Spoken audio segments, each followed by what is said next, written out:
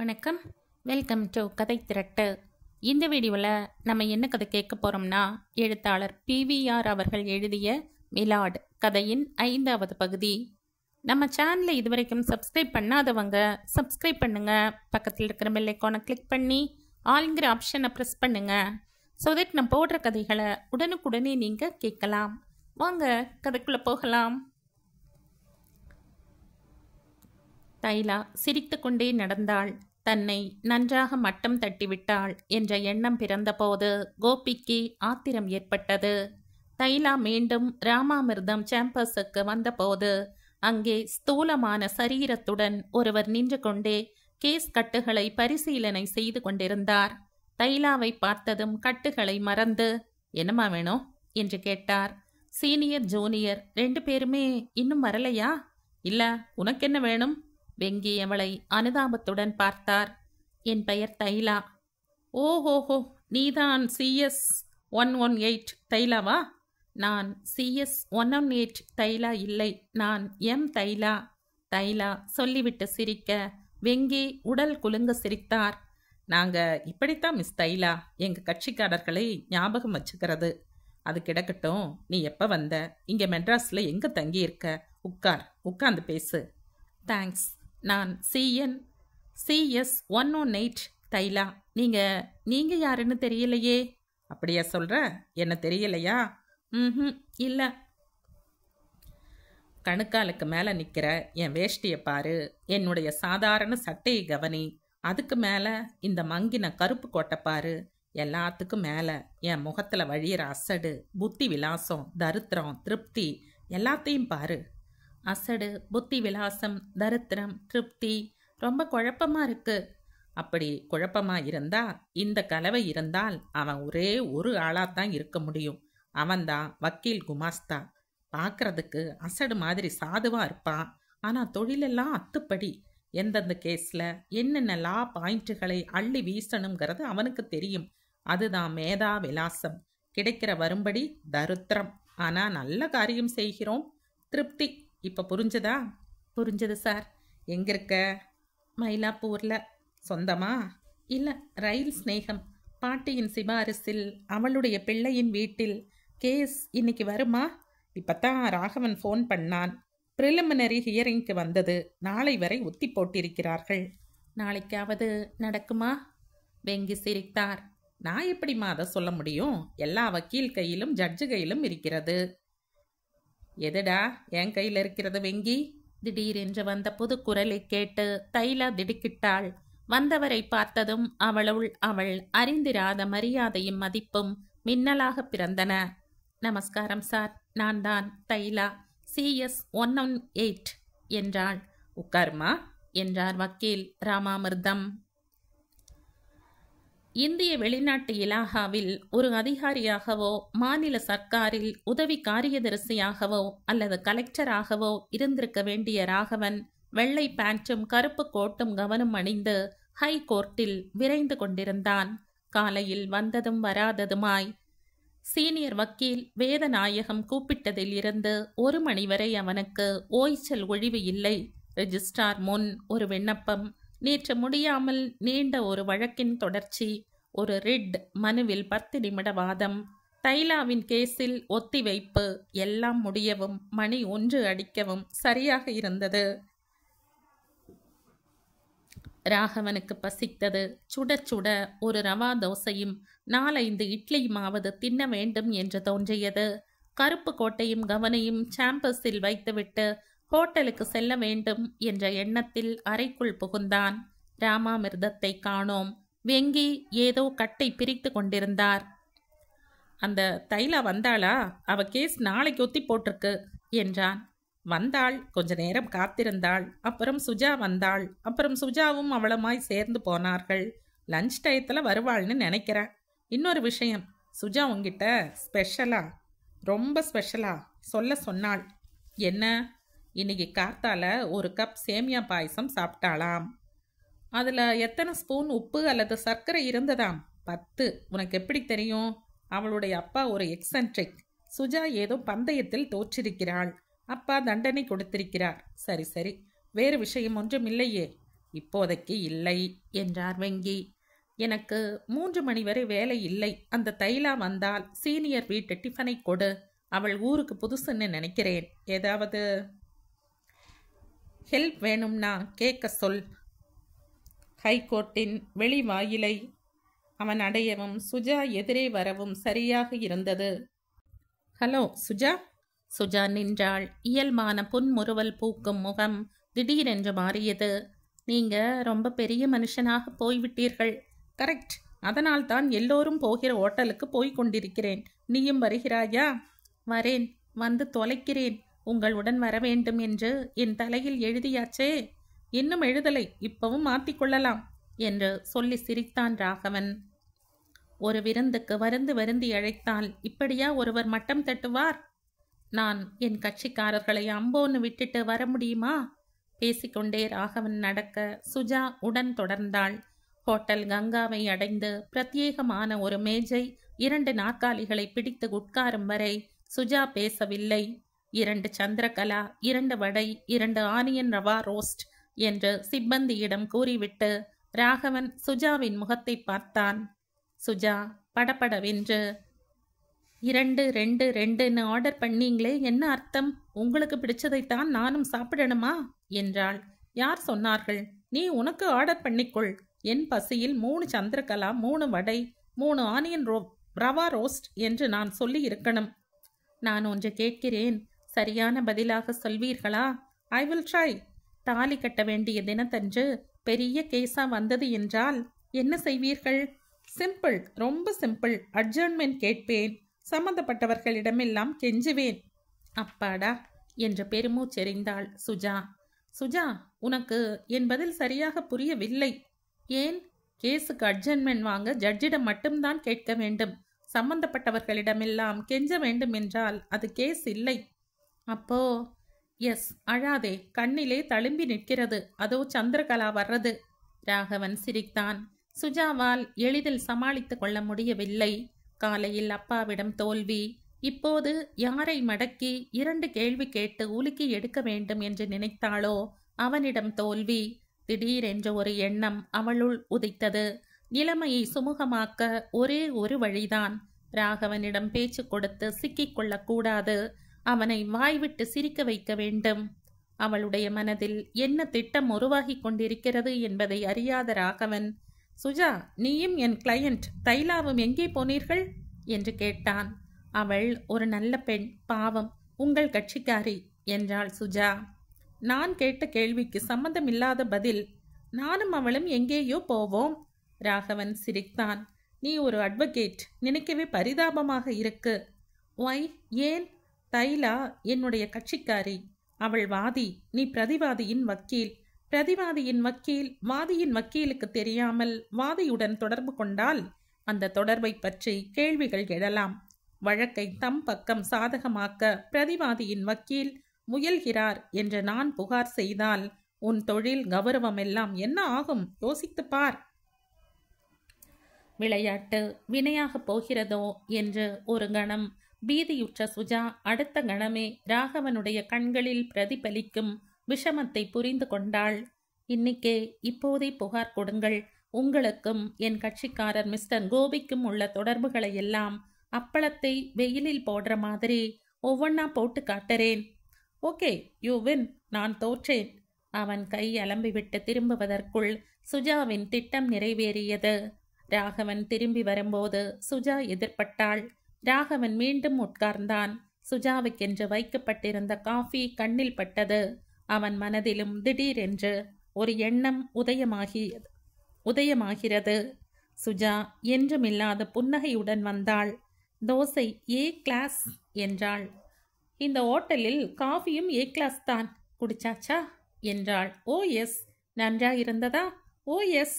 சுஜா காஃபியை எடுத்தாள், சிரித்தாள், ஒரு வாய் குடித்தாள். அடுத்த கணம் அவள் முகம் சுருங்கியது. ஏறிட்டு பார்த்தாள். ராகவன் ஒரு ஸ்பூன் சர்க்கரையுடன் காத்திருந்தான். இடது கையால் அவள் ஸ்பூனை தட்டிவிட்டாள். சர்க்கரை மேஜையெல்லாம் சிதறியது. டம்ளர் கவிழ்ந்து சிறிது காஃபியும் சிதறியது. காஃபியை ஏமாற்றி இருக்கிறீர்கள்.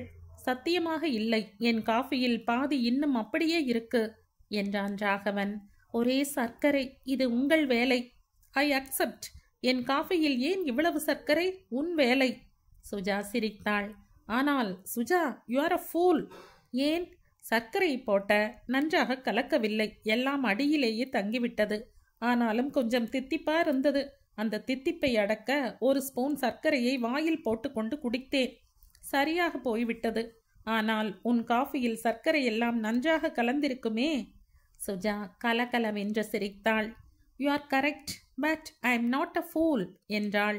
தென் தாழ்ந்த குரலில், பட் ஐ ஆம் மேட், வெரி மேட்லி இன் என்று சொல்லி அவனையே பார்த்தாள். Don't complete the sentence, I know what it is என்றான் ராகவன். 92 வயதான ராமாஞ்சலத்துக்கும் 35 வயதான முத்துவுக்கும் இடையே பிறந்த அந்யோன்யம் ஒரு அதிசயம்தான். ஆனால் ராமாஞ்சலத்தின் கொள்ளு பேத்தி ரேவதி இராணுவத்தில் மேஜராக இருக்கும் பேரனின் பெண் முத்துவை சந்தித்ததும் அதன் பின் சந்திப்புகள் சுவாரஸ்யமான கதையாக தொடர்ந்ததும் தான் அதைவிட அதிசயம். ராமாஞ்சலத்துக்கு காஃபியை கொடுத்துவிட்டு திரும்பிய முத்து சேலம் மேட்டரில் மூழ்கினான். இடையில் திடீரென்று தரகன் வைத்தி கழுத்தை அறுத்துவிட்டு போனான். அவனுக்கு வந்த கோபத்தில் அவன் வைத்தியை ஒரு கை பார்த்திருப்பான். ஆனால் யாரை தீண்டினாலும் அவனால் வைத்தியை தொட முடியாது. ஏனென்றால் ரேவதியை அவனுக்கு அறிமுகப்படுத்தியதே இந்த தரகன் வைத்திதான். சேலம் மேட்டரில் கண் விரைவாக ஓட, விரல்கள் மிஷினில் விளையாடிக் கொண்டே இருந்தாலும் மனம் என்னமோ ரேவதியை விட்டு அகலவில்லை. இன்று மத்தியானம் 1:15 அவள் வரப்போகிறாள். அவளும் அவனுமாக ஹோட்டல் கங்காவில் குறைந்தது 1 மணி நேரமாவது பேசி சிரிக்கப் போகிறார்கள். அப்புறம் அவள் ஹை கோர்ட்டுக்கு போய் கொள்ளு தாத்தாவை காரில் போட்டுக்கொண்டு வீடு திரும்பப் போகிறாள். 1:15 மணி எப்போது வரும்? முத்து திடீரென்று வலது கையை பார்த்தான். கடியாரத்தில் முட்கள் ஒன்றன் மேல் ஒன்றாக இணைந்து நெருங்கி செங்குத்தாக நின்றன. இன்னும் 1 மணி 15 நிமிடங்கள் என்ற வாய் முணுமுணுத்த போது ஒருவித திருப்தி பிறந்தாலும் 75 நிமிடங்கள் என்று கணக்கு போட்டு பார்க்கையில் பொறுமை அற்று போயிற்று. மனம் ஓரிரு நிமிடங்கள் மிஷினை விட்டு எங்கேயோ ஓடிப்போயிற்று. எங்கே? 6 மாதங்களுக்கு முன்னால் இதே தம்பு செட்டி தெருவிலே இதே மோட்டார் கருவிகள் விற்கும் பெட்டியின் மேல் டைப்ரைட்டிங் மிஷினை வைத்து கொண்டு முத்து உட்கார்ந்திருக்கிறான்.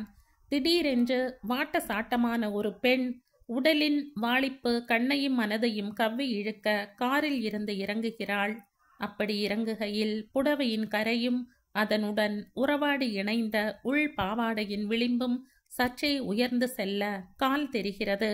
அதை அவன் பார்த்து அக்கணமே கண்ணை தாழ்த்தி கொள்கிறான். அவன் பார்த்ததையும் கண்ணையும் தாழ்த்தி கொண்டதையும் அப்பெண் கவனித்து விடுகிறாள். மீண்டும் அவளை பார்க்கவே முத்துவுக்கு பயமாக இருக்கிறது. ஆனால் அவள் மோட்டார் கருவிகள் விற்கும் கடைக்குள் அலட்சியமாக செல்கிறவள் அவனை ஏற இறங்க பார்த்து கொண்டே செல்கிறாள். அவள் அப்படி பார்க்கிறதையும் முத்து உணர்கிறான். உடல் வியர்க்கிறது.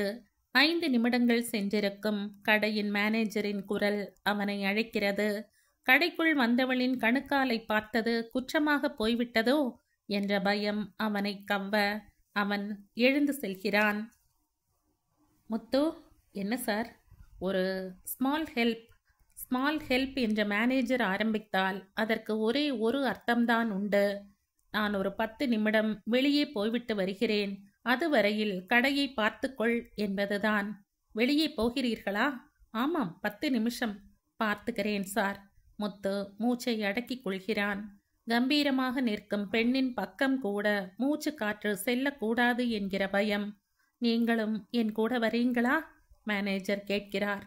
நோ ப்ளீஸ், நான் இங்கேயே இருக்கிறேன். நீங்கள் போய் எடுத்துக்கொண்டு வாருங்கள் என்கிறாள் பெண். இங்கேதான், ரொம்ப பக்கத்திலே, பிராட்வேயில் லோன் ஸ்கொயருக்கு.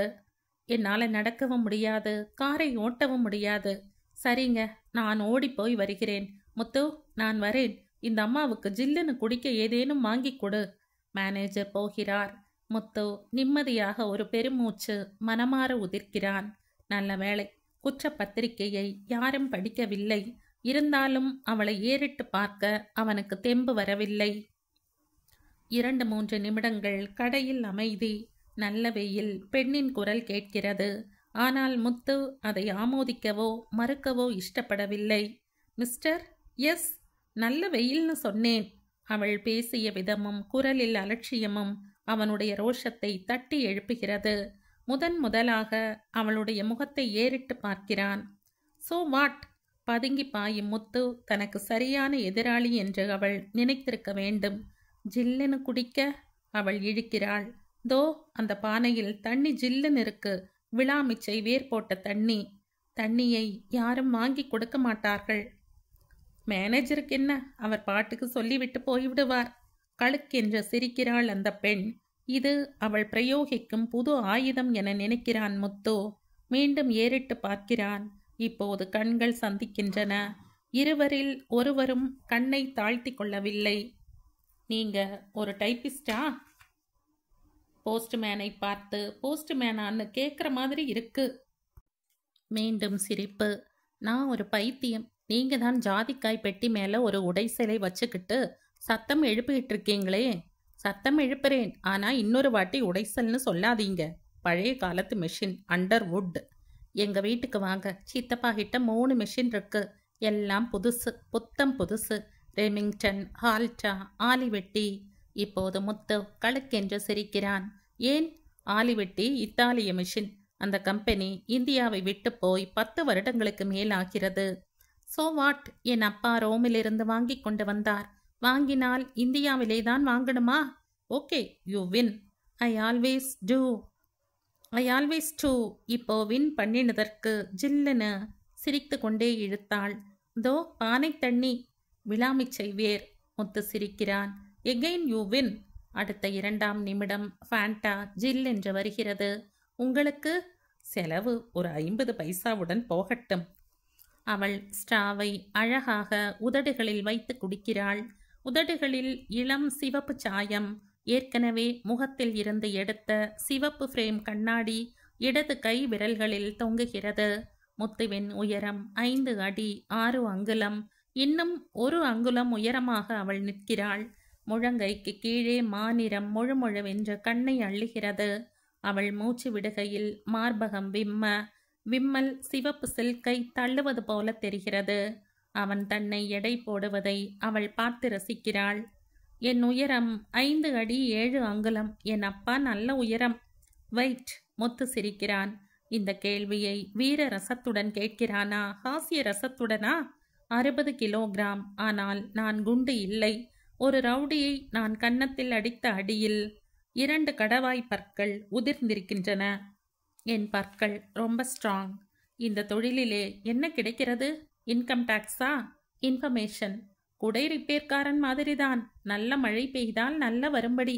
20லிருந்து 25 வரை. குட். ஞாயிற்றுக்கிழமை இல்லை. அதனால் என்ன? 25 நாட்களில் 400 500 வர்றதே. கோர்ட் பூட்டினால் அதில் பாதி கூட வராது. மழை போய் வெயில் வரதாக்கும். ஆமாம். ஒவ்வொருத்தன் BA MA படித்துவிட்டு 200 போதும் 300 போதும் என்கிறார்கள். அவர்களெல்லாம் ஏன் இதை மாதிரி உட்கார்ந்து உழைக்கப்படாது? உழைக்கலைன்னு உங்களுக்கு எப்படி தெரியும்? உழைக்கிறாங்களா? ஓ எஸ். அப்படின்னா சரி. நீங்க என்ன செய்றீங்க? மீரட்டில் இருக்கிறேன். டில்லியில் இருந்து 40 மைலா? ஆமாம். போயிருக்கீங்களா? ஹரித்வாருக்கு போனேன். வழியில Meerut. My father is a major in the army. நான் கூட ஆர்மியில் சேரணும்னு நினைத்தேன். கண்ட்ரி பிழைச்சது. முத்து சிரிக்கிறான். இல்லை, என் அம்மா பிழைத்தாள். உங்க அப்பா போயாச்சு. மனைவி வரவில்லை. உங்க புருஷன்? காலை பார்த்தீங்களே, மெட்டி தெரிஞ்சதா? கர்நாடகம் என்பதற்காக சிலர். கழுத்தை பார்த்தீர்களா? இல்லை. என் வயசு என்ன தெரியுமா? 30 என்று சொன்னால் சந்தோஷமாக இருக்கும். I am sorry, 24. உங்களுக்கு 40 ஆகி இருக்க வேண்டுமே. இன்னும் 5 வருஷம் ஆகணும். எங்க இருக்கீங்க? மயிலாப்பூர். நீங்க? சித்தப்பா வீட்டில். எங்க? மயிலாப்பூர். ரொம்ப நெருங்கி வந்து விட்டோம். 10 நாளில் ரொம்ப தொலைவுக்கு போய்விடுவேன். மீரட்டுக்கு திரும்புகிறேன். முத்துவுக்கு ஏனோ திடீரென்று தொண்டை அடைத்து கொள்கிறது. ரொம்ப தேங்க்ஸ் முத்தோ. மேனேஜரின் குரல் திடீரென்று கேட்கிறது. மேனேஜர் லோன் ஸ்கொயரிலிருந்து கொண்டு வந்த கார் சாமான்களை அவள் கையில் கொடுத்து விட்டு இழுக்கிறார். முத்து அவசரமாய் ஜாதிக்காய் பெட்டிக்கு ஓடுகிறான். அவள் திரும்புகையில் அவன் கேட்கிறான். உன் பெயர்? கடைசி நட்சத்திரம். சிந்தனையில் லயித்து போயிருந்தவன் திடீரென்று விழித்து கொண்டான். என்னப்பா முத்து, ரொம்ப களைப்பா இருக்கா? ஒரு கிராக்கி, தெரிந்த கிராக்கி. இல்லை, என்ன வேணும்? ஒரு அர்ஜென்ட் மேட்டர். என்னிடத்தில் இதுவரையில் யாரும் ஆர்டினரின்னு சொல்லி வருவதில்லை. இன்னமே லாண்ட்ரி மாதிரி ரேட் போட வேண்டியதுதான் என்றான் முத்து. அவன் போன பின் மீண்டும் முத்துவின் மனம் சிந்தனையில் மூழ்கியது. ராமாமிர்தம் தம் சேம்பரினுள் நுழைந்த போது மணி சரியாக 2:30. தைலா அவர் வழக்கமாய் சாய்ந்து கண் அயரும் சாய்வு நாற்காலியில் தூங்கிக் கொண்டிருந்தாள். லேசான திகைப்புடன் ஓரிரு கணங்கள் அவளையே பார்த்து நின்ற ராமாமிர்தம் அவளை எழுப்புவதா வேண்டாமா என்று தம்மைத்தாமே கேட்டுக்கொண்டார். இரவெல்லாம் செய்த பிரயாணத்தின் அலுப்பு இந்த பெண்ணுக்கு தீரவில்லை என்று யூகிக்கையிலேயே அவளை எழுப்பக்கூடாது என்று தீர்மானித்தார் அவர். அறைக்கு அவர் வந்ததே 1 மணி நேரம் தூங்கத்தான். சாதாரணமாக அவருடைய வழக்குகளில் பெரும்பாலானவை காலையிலேயே எடுத்துக்கொள்ளப்படும். மத்தியானங்களில் வந்தால் ராகவனோ மற்ற ஜூனியர்களில் ஒருத்தனோ கவனித்துக் கொள்வான். தலை போகிற கேஸாக இருந்தால்தான் அவருடைய 1 மணி நேர கண் அயர்வுக்கு குந்தகம் விளையும். இன்றைக்கு அவருக்கு இனிமேல் கேஸ் எதுவும் கிடையாது. 3:30 மணி வரையில் தூங்கினால் அதன் பிறகு 4:30 மணி வரை நாளைய வழக்குக்கு தேவையான லா புத்தகங்களை கொஞ்சம் புரட்டி பார்க்கலாம். ஆனால் தைலா அவருடைய கட்சிக்காரி. அவர் உட்கார் என்று சொன்ன பின் உட்கார வேண்டியவள். அவருடைய அறையில் மின்சார விசிறியை ஜமாவாக ஓடவிட்டு கொண்டு நித்திரை புரிகிறாள். ராமாமிர்தத்துக்கு கோபம் வரவில்லை. இன்னும் நின்று கொண்டே இருந்த அவர் தைலாவின் முகத்தை கூர்ந்து கவனித்தார். களங்கமற்ற குழந்தையின் முகம், அவளுடைய விழிகள் சற்றே பெரிது என காட்டும் கண் இதழ்கள் நெற்றியின் மட்டத்துக்கு உயர்ந்து விட்டதோ என்ற பிரம்மை. தூங்குகிற குழந்தை புன்னகை பூத்தால் சொப்பனத்தில் தேவதை வந்து ரோஜா பூ காட்டுகிறது என்று அர்த்தமாமே. இப்போது தைலாவின் அரும்பு உதடுகளில் லேசாக புன்னகை பூக்கிறது. ஒருவேளை சாதாரண பூ போலிருக்கிறது. ஆனால் கொண்டு வந்து காட்டுகிறவர் யார்?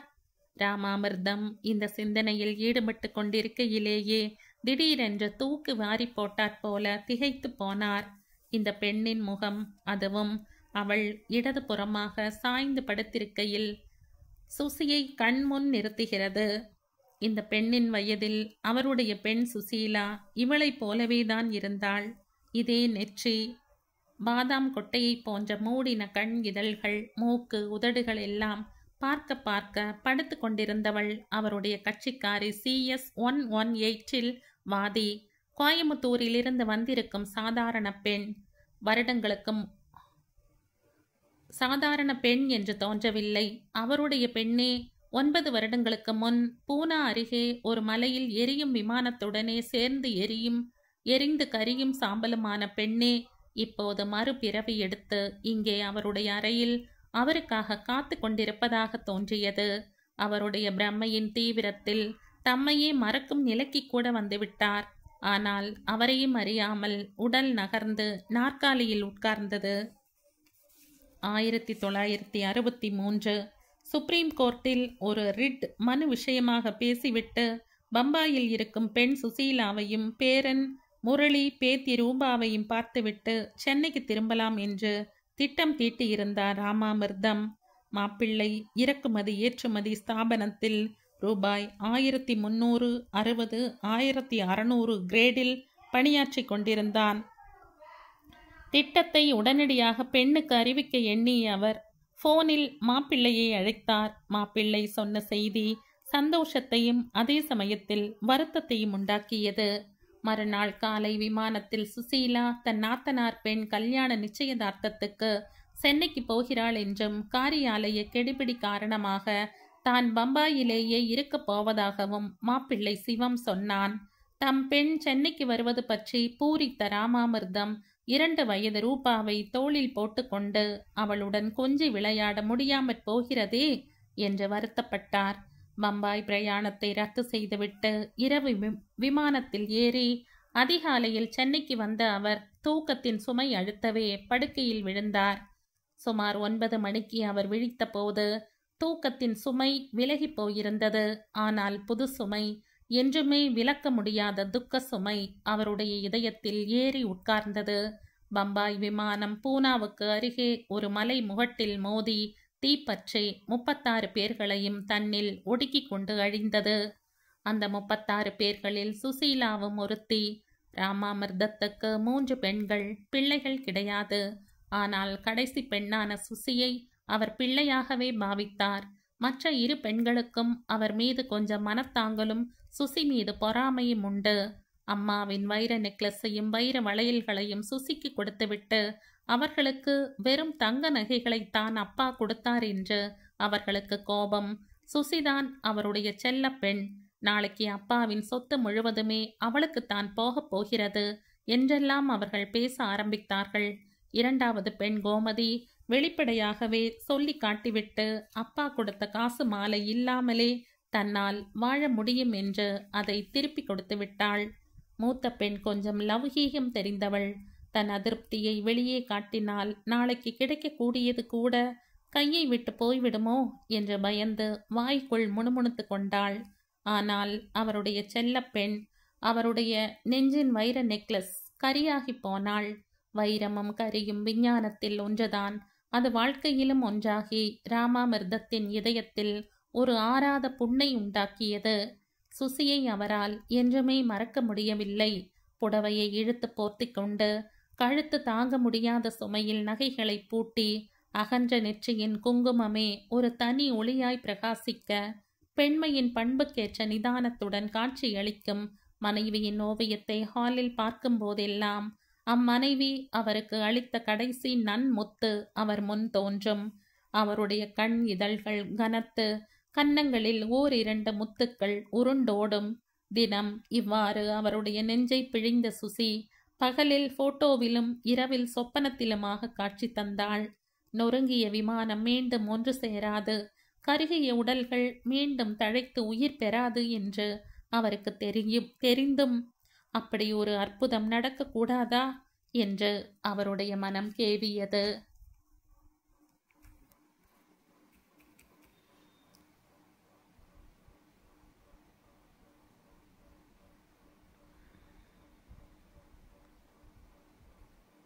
இந்த கதையின் தொடர்ச்சியை அடுத்த பதிவில் கேட்கலாம். நன்றி.